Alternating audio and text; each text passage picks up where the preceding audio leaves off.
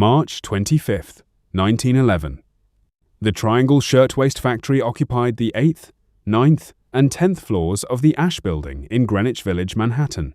About 500 workers were on duty that Saturday afternoon, most of them young immigrant women, Jewish and Italian, in their teens and early 20s. They were making ladies' blouses, called shirtwaists, by hand at long rows of sewing machines. The work was hot and fast.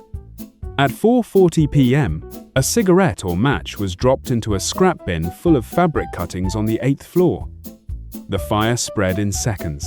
By the time workers saw the flames, the entire cutting room was ablaze. The fire was so hot it melted the sprinkler heads before they could spray.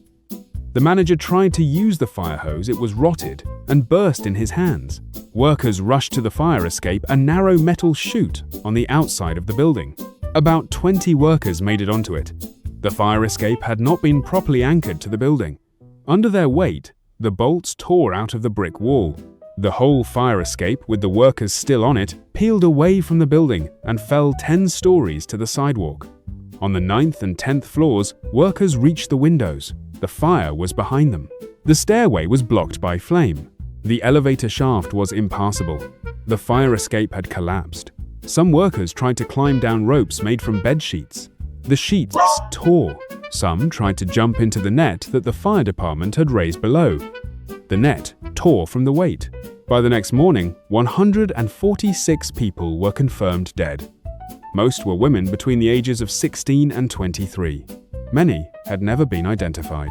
They were buried in a mass grave at Mount Richmond Cemetery in Staten Island. The owners, Blank and Harris, were charged with manslaughter. They were acquitted at trial.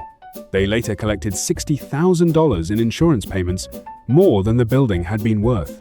But the fire changed everything else. The shock of 146 dead galvanized the labor movement.